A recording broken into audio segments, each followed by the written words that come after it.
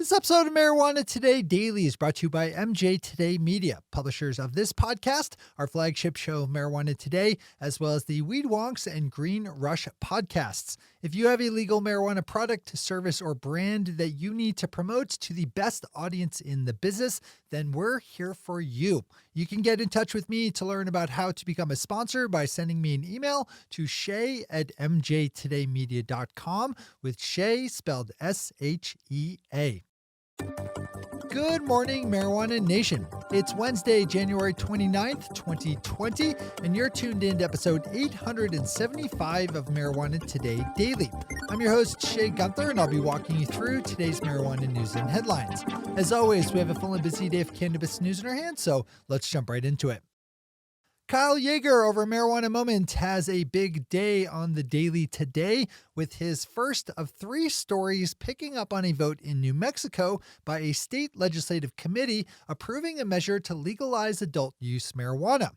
This is big news as New Mexico lawmakers are in session this year for just 3 more weeks, and there's a lot of momentum behind the push for adult use legalization, led at the top by Governor Michelle Lujan Grisham.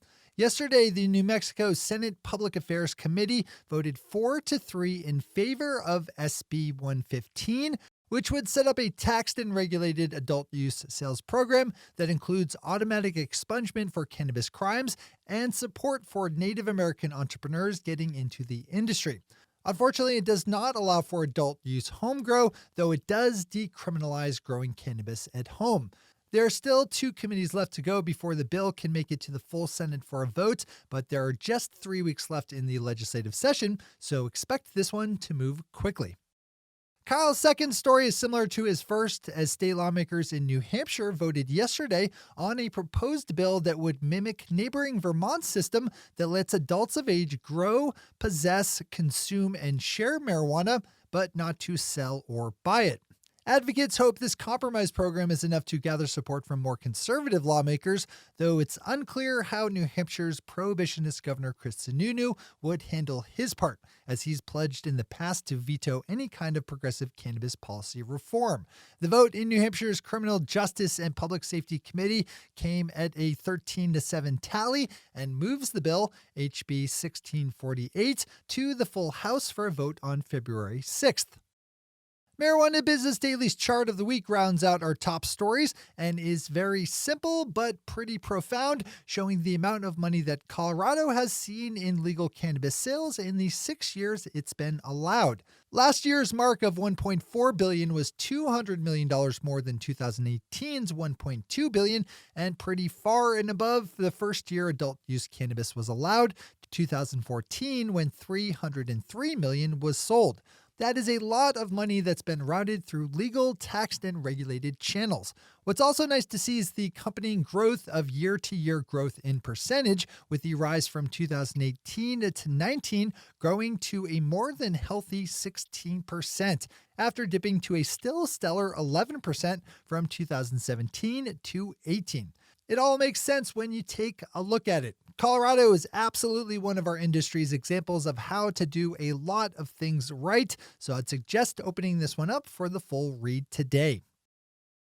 Those are our top stories for today. It's time for Marijuana Today Daily Headlines Blitz. Before we blitz out on headlines, let's quickly thank our sponsor, MJ Today Media, publishers of this podcast, our flagship show, Marijuana Today, as well as the Weed Wonks and Green Rush podcasts. Today, I want to talk to you about our Century Club, where patron listeners sign up to support our work at the $100 a month level and higher. That incredibly generous level of support helps us keep our podcast train running, and I can honestly say that there have been times in our past as a company when our Century Club members have been the difference between being able to pay all of our bills and not. Think about all the good things that you get out of the work that we do here at MJ Today Media. We now have 4 shows in our podcast stable, all designed to bring value to you and to make you better at your job. If your position in life and in the industry allows you to give something back, then you should consider joining the MJ Today Media Century Club, which you can do by signing up on our Patreon page at the $100 a month level or higher. We have a link to that on our website at mjtodaydaily.com with the big blue button at the top of the page that says Become a Patron. You've heard me mention that lots of times here on the show. Here's another reason why you might want to join the Century Club. We give every member $200 a month back in ad credit that can be used across any of our 4 podcasts. So you spend $100 a month, but you get $200 a month back in ad credit, which rolls over month to month and that never expires. It's a fantastic solution for small businesses who've been wanting to dip their toes into podcast marketing, but who might not yet have budgeting space for larger marketing campaigns. One last time, you just fire up mjtodaydaily.com, click on that big blue button at the top of the page that says Become a Patron, and sign up at the $100 a month level or higher to join our Century Club. All the cool kids are doing it. All right, time for the Blitz. Late last week, a judge in Massachusetts lifted a 2-year moratorium on certain kinds of marijuana business permits set in the city of Cambridge, which is nestled right in with Boston. The moratorium blocked all adult use dispensary permit holders except for people in the state's Economic Empowerment Program and was lifted when Middlesex Superior Court Associate Justice Kathleen McCarthy granted a preliminary injunction to a medical marijuana dispensary owner who filed a case back in October. The Harvard Crimson has more here if you need it. We have a bit of unfortunate industry news as legal marijuana news and listing site Leafly has announced that it has laid off 18% of its staff, firing 50 employees total, with 33 let go from its Seattle headquarters. CEO Tim Leslie, who came on board last March, said the move was needed to right-size the company after it more than doubled in headcount over the course of 2019. Best of luck to everyone impacted there. New Zealand voters will go to the polls on September 19th to vote on the question, quote, "Do you support the proposed cannabis legalization and control bill?" unquote. The vote comes on a day when New Zealand citizens will decide on a number of other questions and candidates and refers to a draft bill that would set up a taxed and regulated sales program. If New Zealand's on your radar, you can click through on this one for more detail and to download a copy of the draft bill yourself. A proposed bill in California would require any town or city that voted in favor of Proposition 64 to allow for medical marijuana businesses to be located there. More than 3/4 of all California cities reportedly banned medical shops, as well as just under 70% of the state's counties. That's despite the fact that Proposition 64 passed with more than 57% of the vote, with support in a lot of counties coming in over 60%. The bill, AB 1356, would also tie the number of dispensaries allowed to the number of liquor stores permitted in the same area, giving medical shops 16.6% the number of licenses as liquor stores. The National Cannabis Industry Association just released a report looking at the now tapering vape health scare that we saw flare up last year as hundreds of cases were reported of people seeking medical attention for problems attributed to the use of vaporizers, cases that included more than 50 deaths. As we eventually figured out illicit market THC vaporizers were the cause of most problems thanks to the dangerous additive vitamin E acetate. NCIA's report is long and detailed and worth taking a look at. A proposed bill in Massachusetts would give the state's Cannabis Control Commission sole power to review and regulate so-called host community agreements, deals required for illegal marijuana shops to operate that have to be negotiated with local authorities where they wish to operate.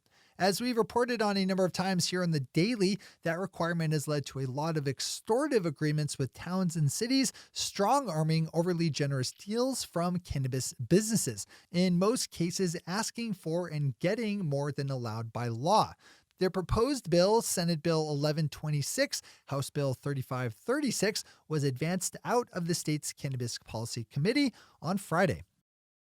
Over this past weekend, New York Representative Alexandria Ocasio-Cortez spoke at a town hall event in Iowa while working as a surrogate of Democratic presidential candidate Bernie Sanders and said that Colorado was doing a, quote, great job of taxing it to fund its schools, unquote, in referring to legal marijuana. Representative Ocasio-Cortez went on to talk about the need for criminal justice reform, saying, quote, "We need to not only have a conversation about decriminalization and a conversation about legalization, but we also need to have a conversation about the harm done during the war on drugs," unquote. It is, as always, great to hear stuff like this from the camps of leading candidates. Those are the headlines and news for the day.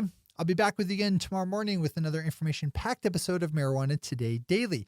But in the meantime, if you have any stories to share or feedback to give, zip us an email to headlines@mjtodaydaily.com. And while you're clicking around the interwebs, swing over to our website at mjtodaydaily.com to find links to all the news we cover.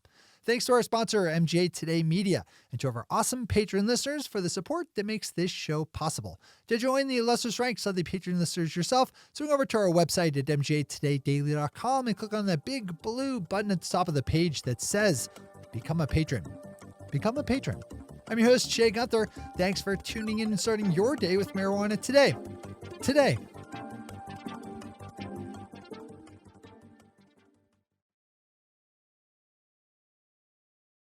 One take, Shay.